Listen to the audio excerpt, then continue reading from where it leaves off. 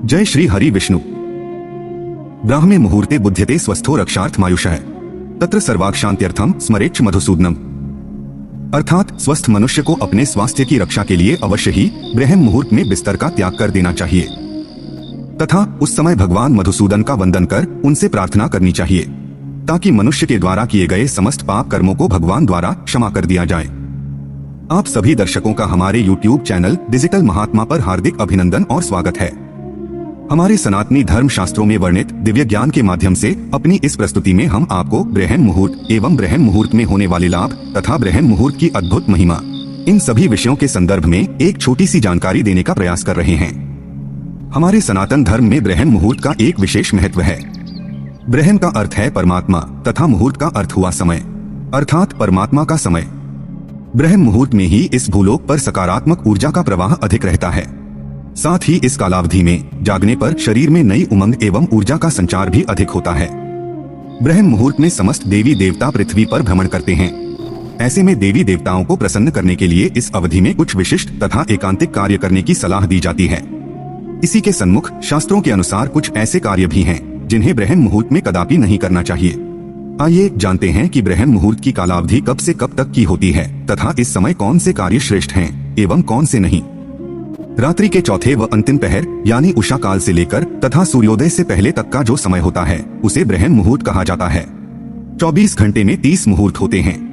2 घड़ी अथवा 48 मिनट के कालखंड को एक मुहूर्त कहा जाता है। दिन व रात का 29वां भाग ब्रह्म मुहूर्त कहलाता है। ब्रह्म मुहूर्त का समय रात्रि के चौथे व अंतिम पहर से लगभग प्रारंभ हो जाता है तथा सूर्योदय तक पूर्णतः समाप्त हो जाता है। हमारी घड़ी के अनुसार प्रातः 4:24 से लेकर 5:12 तक की कालावधि ब्रह्म मुहूर्त की है। अर्थात मनुष्य को 4 से 5:30 बजे के मध्य जागृत अवस्था में होना ही चाहिए। यह समय निद्रा त्याग के लिए सर्वोत्तम है। इस कालखंड में मनुष्य को किसी भी परिस्थिति में अवश्य ही अपने शैया का त्याग कर देना चाहिए। अब बहुत से लोगों के मन में यह शंका अवश्य उठती होगी कि इस भूतल में बहुत से ऐसे भी स्थान हैं जहां बताए गए समय से पूर्व ही सूर्योदय हो जाता है। इस शंका का समाधान यह है कि उन स्थानों में जितनी शीघ्रता से सूर्य उदित होता है उतनी ही शीघ्र सूर्यास्त भी हो जाता है। इसी के फलस्वरूप इन स्थानों में रहने वाले मनुष्यों को अपनी दिनचर्या सूर्योदय व सूर्यास्त के अनुरूप अपने अपने कार्यों को निभाते हुए पुनः सूर्योदय से कम 2 घंटा पूर्व अवश्य ही जाग जाना चाहिए। तथापि उन स्थानों में सूर्योदय का समय कोई भी हो, ब्रह्म मुहूर्त में उठने से सौंदर्य, बल, बुद्धि, विद्या, आयु और उत्तम स्वास्थ्य की प्राप्ति होती है। यह समय ग्रंथ रचना के लिए उत्तम माना गया है। ब्रह्म मुहूर्त में उठने से शरीर में शारीरिक बल एवं सहन शक्ति का निर्माण होने लगता है तथा साथ ही मानसिक तनाव, चिंता, अनिद्रा और निराशा जैसी विभिन्न मानसिक बीमारियां दूर होने लगती हैं। ब्रह्म मुहूर्त को अक्षय मुहूर्त भी कहा जाता है। इस मुहूर्त में किया गया कोई भी कार्य अवश्य सफल होने लगता है। पौराणिक काल में महान ऋषि मुनि व योगीजन ध्यान के लिए इसी समय को यथोचित मानते थे। आइए अब जानते हैं कि ब्रह्म मुहूर्त में हमें कौन से कार्य विशेष रूप से करने चाहिए एवं कौन से नहीं। वेदों के अनुसार इस समय उठते ही शौच व स्नान आदि करके ये 4 कार्य अवश्य करें। पहला है प्रभु वंदन, दूसरा ध्यान, तीसरा प्रार्थना और चौथा स्वाध्याय। वैदिक रीति से किया गया प्रभु वंदन सबसे उचित होता है। उसके बाद ध्यान एवं फिर प्रार्थना करें। विद्यार्थी वर्ग को प्रभु का वंदन करके अध्ययन आरंभ कर लेना चाहिए। यह समय स्वाध्याय के लिए श्रेष्ठ माना गया है। ब्रह्म मुहूर्त के दौरान नकारात्मक विचार, बहस, वार्तालाप, संभोग, नींद, भोजन, यात्रा, किसी भी प्रकार का शोर आदि ऐसे अनुचित कार्य भूल कर भी न करें, क्योंकि इस कालावधि में देवी देवता एवं पितृगण हमारे इर्द गिर्द विचरण करते रहते हैं तथा ऐसे कार्यों से नकारात्मकता का प्रादुर्भाव होने लगता है। यह भी देखा गया है कि अधिकांश लोग इस समय जोर जोर से आरती व पूजा पाठ इत्यादि करते हैं। कुछ तो इस समय हवन आदि क्रियाएं संपन्न करने लगते हैं। यह सर्वथा अनुचित है। इससे वे खुद को और दूसरों को संकट में डाल देते हैं। विद्वान मनुष्य को चाहिए कि वे ऐसे लोगों से दूरी बनाए रखे। पुराणों के अनुसार इस समय की निद्रा ब्रह्म मुहूर्त के पुण्यों का नाश करने वाली होती है। अतः इस समय सोना शास्त्रों में निषिद्ध माना गया है।